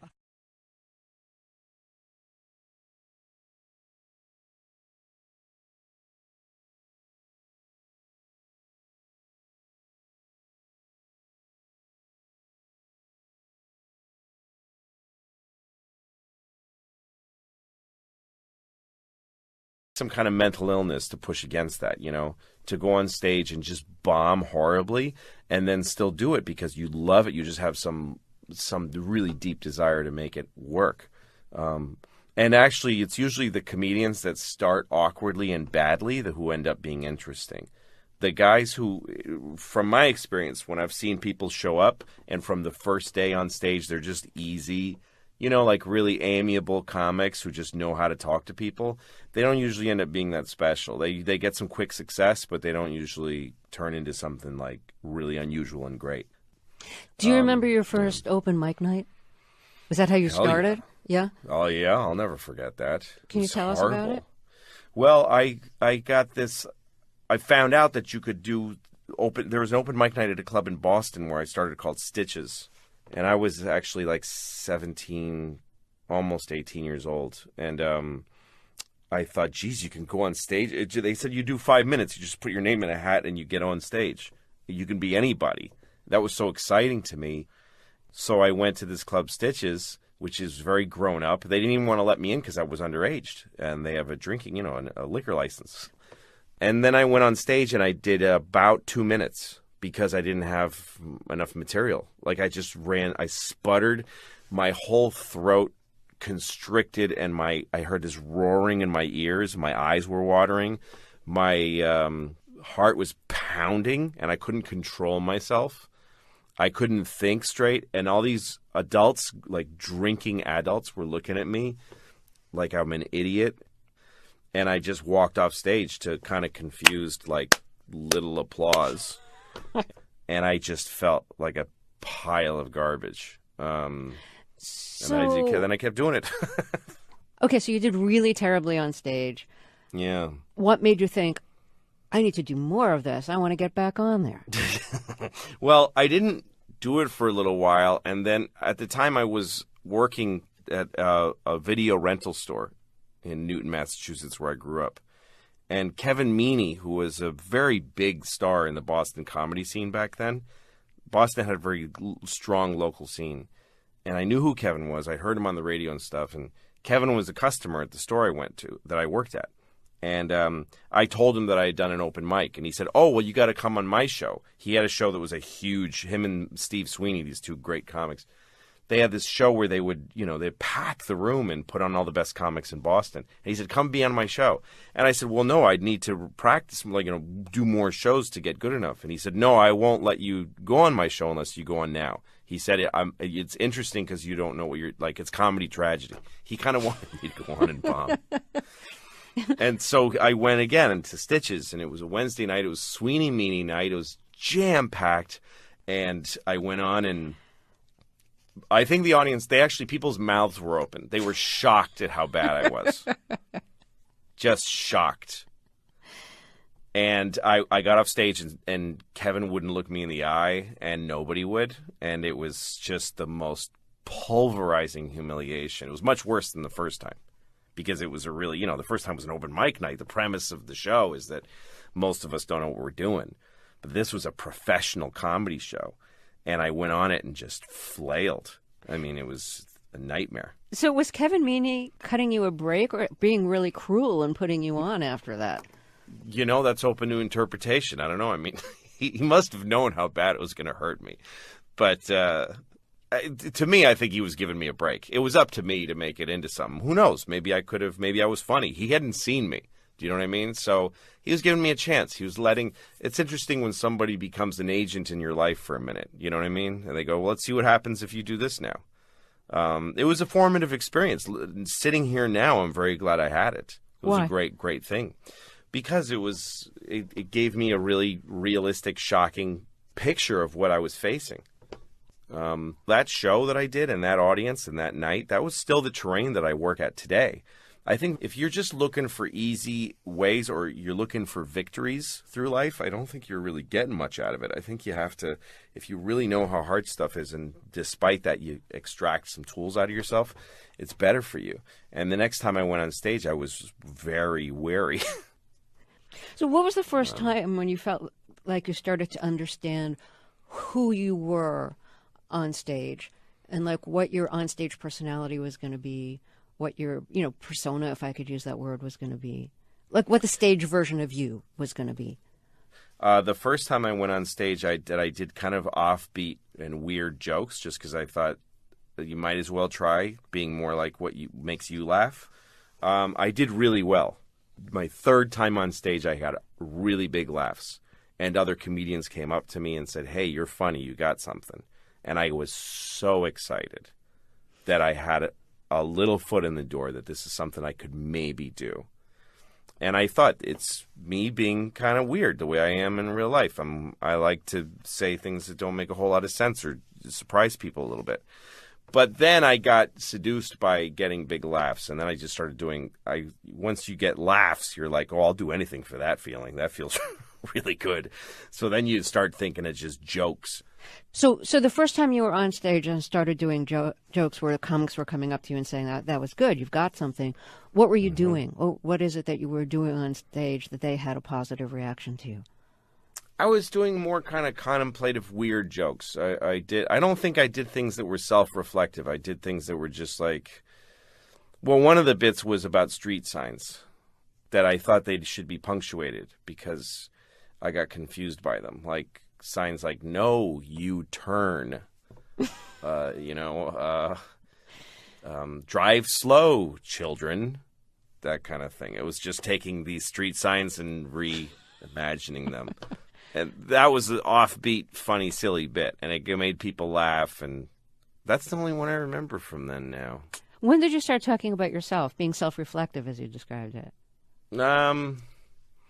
I think when I don't know, once I was in my 20s, I had grown up so much on the road because I started doing stand-up so young. I didn't go to college. So my formative years were being on the road, which meant I had a lot of embarrassing sexual stories because I didn't have a girlfriend all those years because I was on the road. I was traveling everywhere. And also I was doing a very unusual thing. I was doing stand-up when most people my age were in college. So I was an odd fit with everybody around me.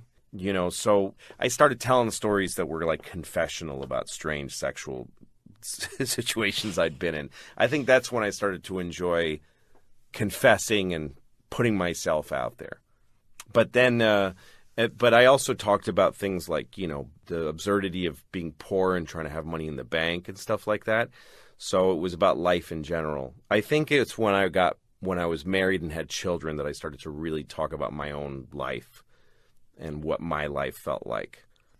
But before you realized how being a father would give you material for your comedy, did you think, okay, I'm going to be a father and now it's over for me? No more independence, no more easy life on the road, the door slamming shut?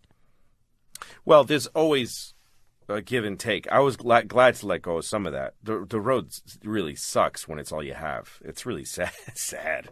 It's very lonely out there. So I was happy to be in a family and be married and everything. And, you know, when I first got married and had kids, I thought, you know, I had some friends I played poker with on Mondays, and I thought the poker game on Mondays that's the water line. Like, if I don't make that game, I'm losing something.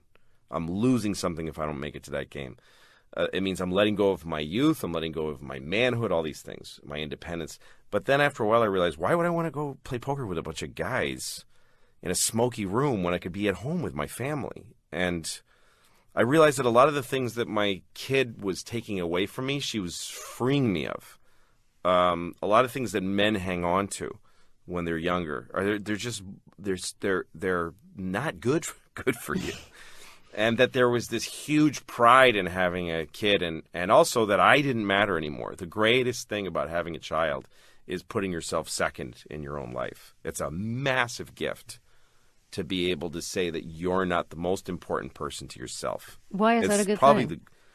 Because you'll always... I don't know, because that's always going to let you down. You know what I mean? The idea of, I've got to get me right. I've got to get what I want. That's got to be right. That's never going to quite work. You know, life just isn't that satisfying. But if you can be useful to somebody else, that you can actually accomplish. You know what I mean? You can go, I did a pretty damn good job today as a dad. Pretty good. Best as I could. That's worth so much more. You know, I saw a movie once where Spencer Tracy catches this woman about to kill herself. It's a pretty dark movie for the time, but I forget the name of the movie. But Spencer Tracy's on a boat, and he sees a rich young girl about to throw herself off the boat because her fiance left her for another woman. And he's trying to talk her out of suicide. And he says to her, do you have a job? Do you have anything that you do in your life? Which was a funny thing to ask because she's like a 1920s, you know, she's like a socialite. And she said, no. And he said, I think you should get a job because it's very hard to be sad and useful at the same time. And ever since I saw that, I keep that in my head. If you can be useful, which means to somebody else, not to yourself, if you can be useful, it just makes you feel better. So I live in service of my kids, you know, for that's the first priority. And then things like my career, they feed into that. They're part of that because I'm providing for them. But also, it's just not that important. If something's not important, it's more fun. It's more something you can look at from objectively instead of having it be this albatross around you. I've got to get this right.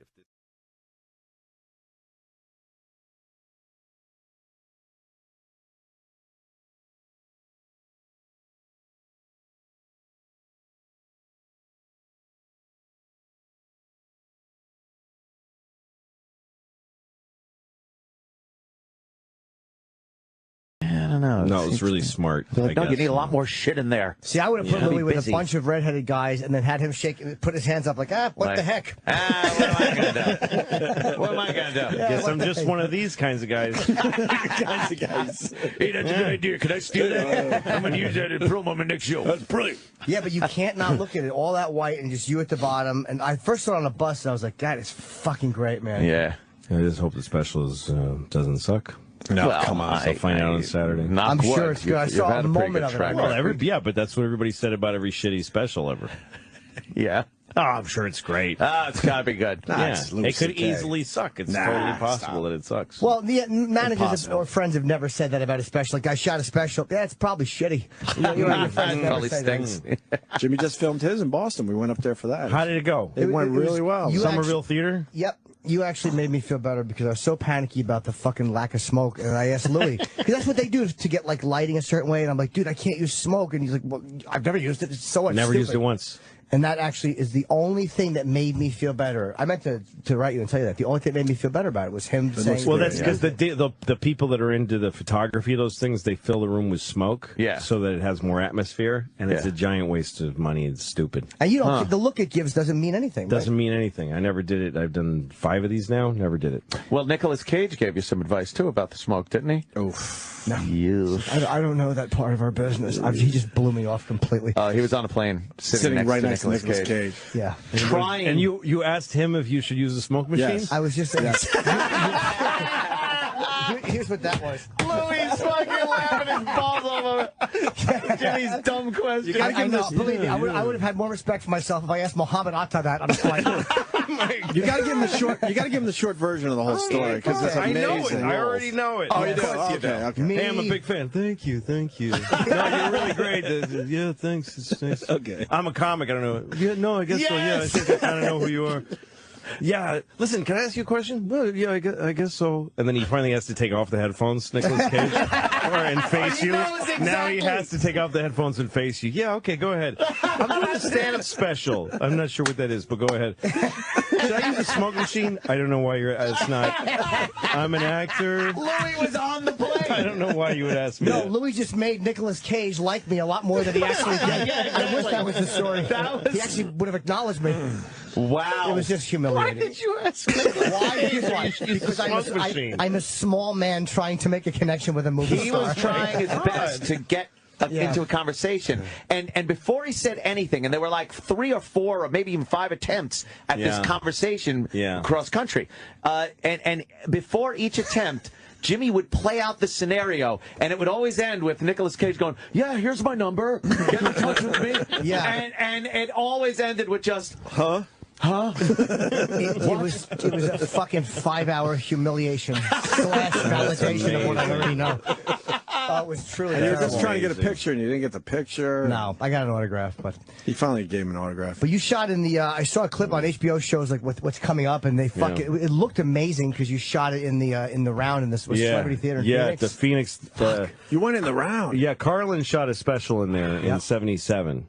Oh yeah, and it's beautiful, and the room is exactly the same. It's never changed. Really? Yeah. So it was about 2,800 seats or something, which is just what I've been doing. Right. And also, I'm just sick of this same thing of like, there's the guy with the curtain or whatever fake set, and then you kind of come around awkwardly behind him and you see the crowd in the distance. And I don't like lighting the crowd.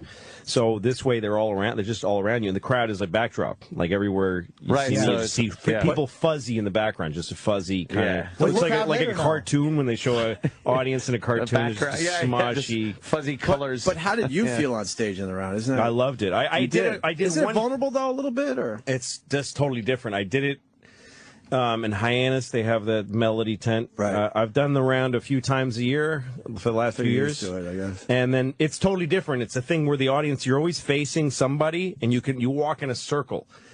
It's more natural in life to make spirals and circles than straight lines. Yeah. So if you just give into it that way, it's really cool.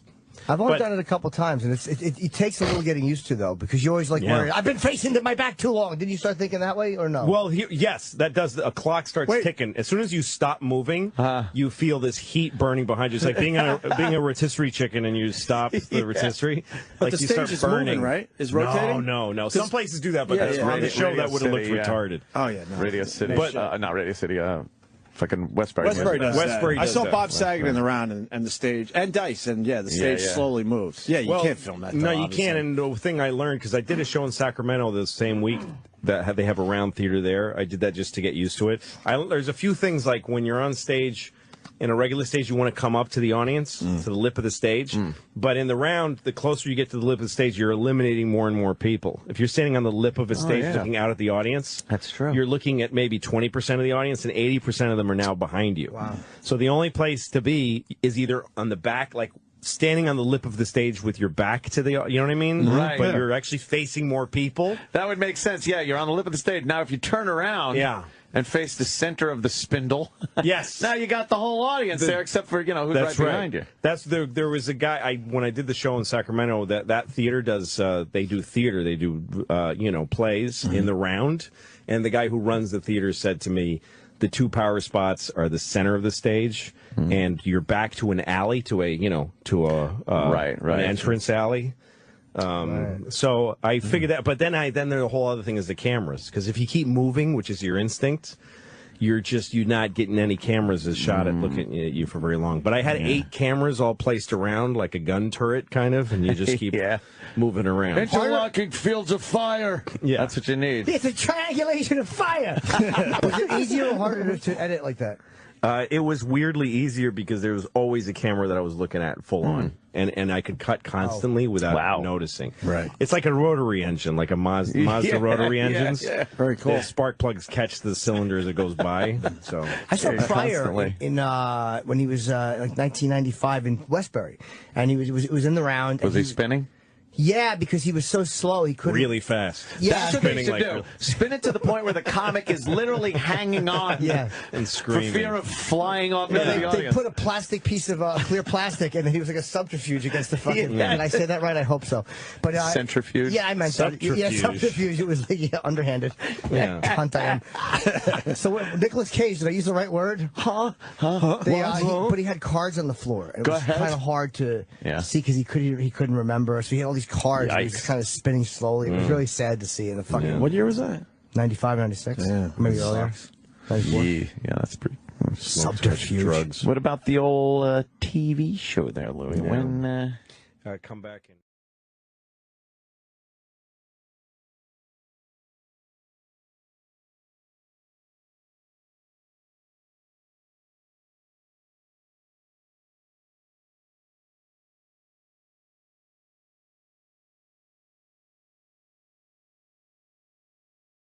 We have to do that. I got a job. Don't Russell Brand me out of my own job. yeah, really. Treat him nicely. Russell, by the way, I want to hear the clips of the phone calls he made. But did I tell you? I used to go out with that girl. She's an ex-girlfriend of mine.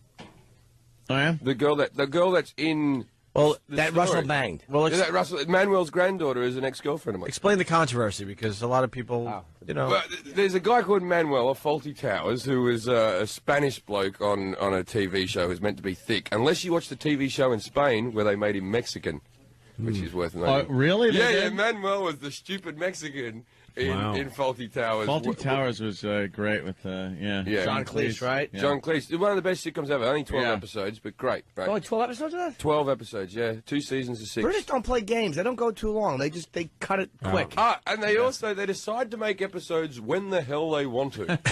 They don't set to any schedule. They go, and next episode's in 5 weeks. And you go, what happened there? And what's it, a morning show now? When did that happen? So Manuel has a granddaughter who has let's say a questionable occupation. She dances for a burlesque troupe called the Satanic Sluts. It's a fairly suggestive name. It might not mean what you think. And then there's Jonathan Ross, who's the biggest broadcaster on British television. He's the £6 million man. For that's what he gets paid by the BBC. What we call E-Rock. Fat joke. And then there's Russell Brand, who's the pretty boy of the whole thing, and might have seen him in that Sarah Marshall film. And that type of stuff. So they were on a radio show. He really took Tinseltown to task when he took the MTV Awards. Yeah, I heard it went badly. And you hold up a mirror to those phonies. He sure did. I heard he made some George Bush jokes that were quite questionable. Settle down. Yeah, called him a retarded cowboy. I was like, well, this guy's crazy. I think we wouldn't let him play with scissors. Oh, stop it, Russell, stop it. Anyway, scathing. Jonas Brothers too? Oh, is this guy nuts? Leave them alone. How many big targets you going after? Yeah, tell me he said something about Britney. He probably did. He was that wild. Knowing that edgy MFer, he probably went off on her. He's crazy. So anyway, he gets on the radio. He rings up Manuel, right, and says that he's going to interview him. This is the facade they're using. They go, we wanted to interview him about Faulty Towers. Why? No one's interviewed Manuel in 30 years. No one's asked a question about Faulty Towers. But anyway, obviously Manuel's not there. So he just leaves 5, 6, maybe 7 answering machine messages going, I effed your daughter. Granddaughter? Granddaughter. I gave it to your granddaughter. It's a granddaughter. They've got the footage here. Yeah, I got a taste of it.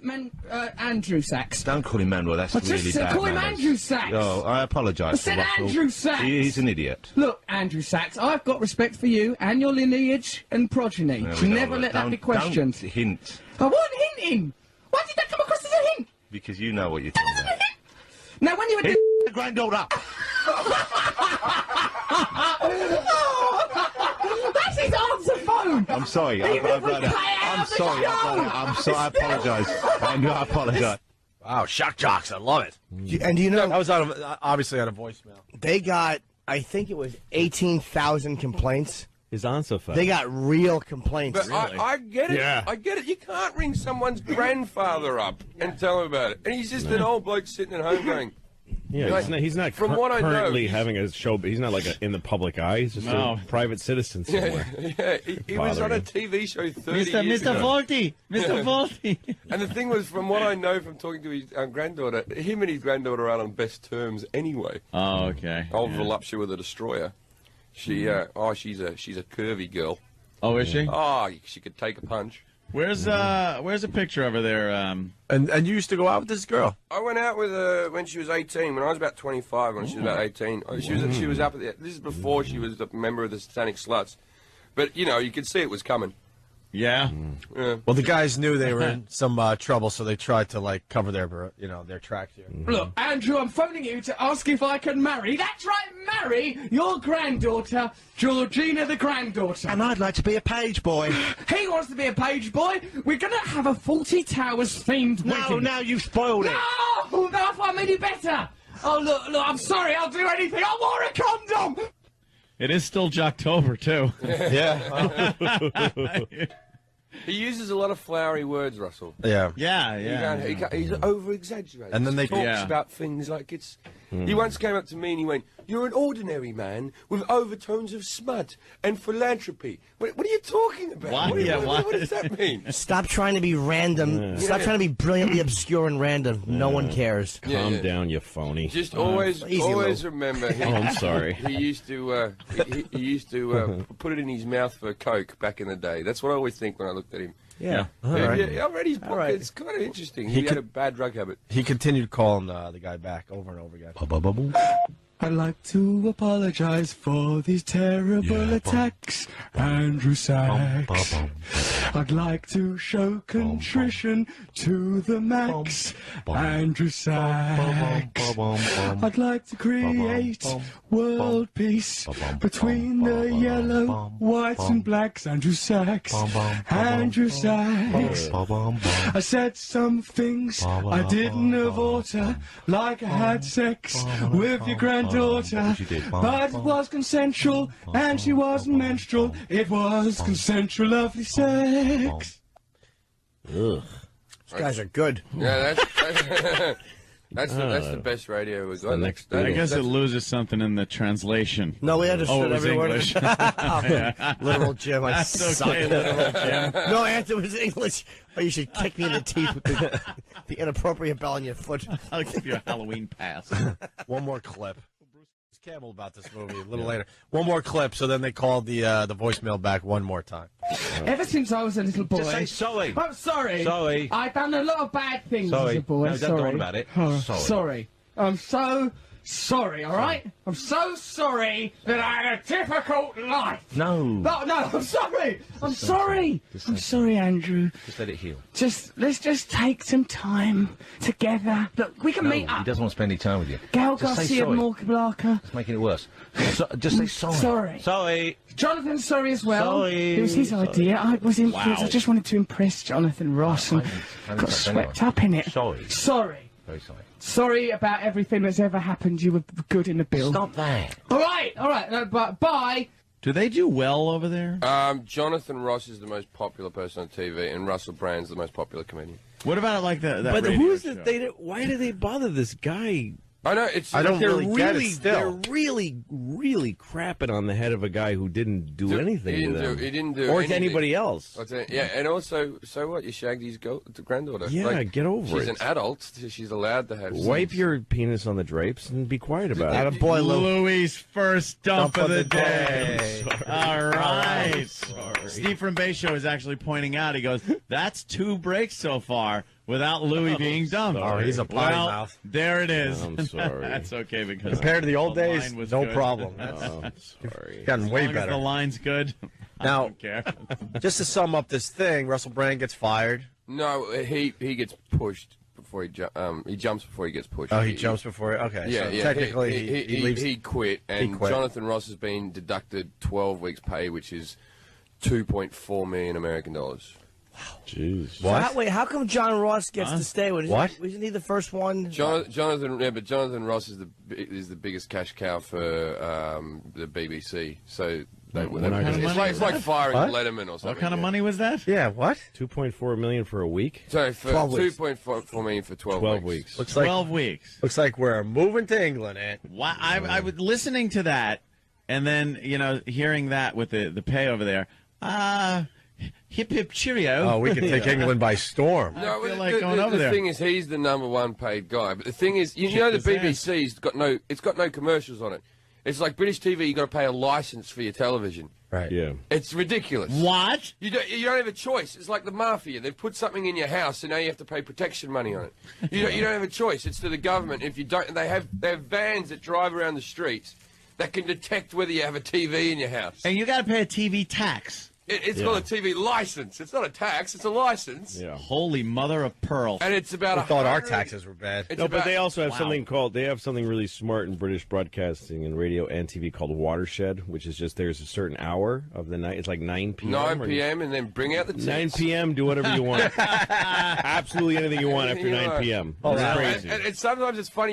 You won't be watching a show that starts at 8, it ends at 10, and the first half of the show won't have any tits. And like, Hold on with that word.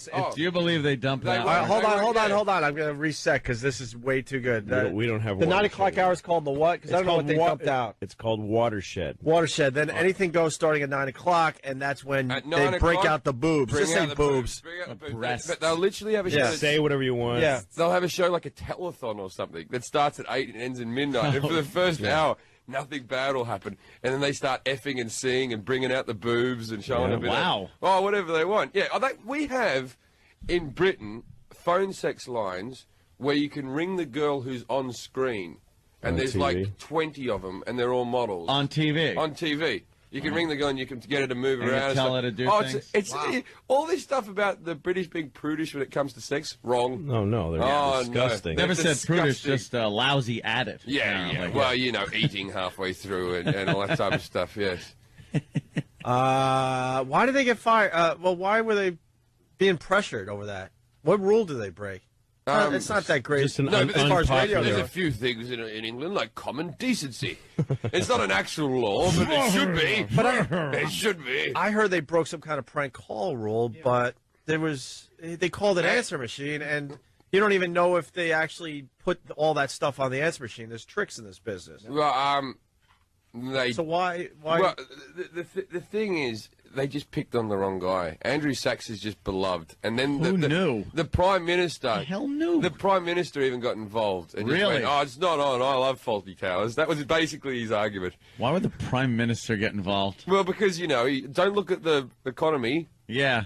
Faulty towers. He's in trouble. It'd be if you called our Art Carney and just started saying horrible things about his family. And his awful Harry and Tonto Oscar, which he Yeah. never should have won because Pacino did Godfather 2 and got robbed. Oh. Same year. Best Right. picture. Well, you'd have That's to have ridiculous. the phone line break during a storm and fall over his tombstone in order to talk to Who's Carney this? at this point. Who's Art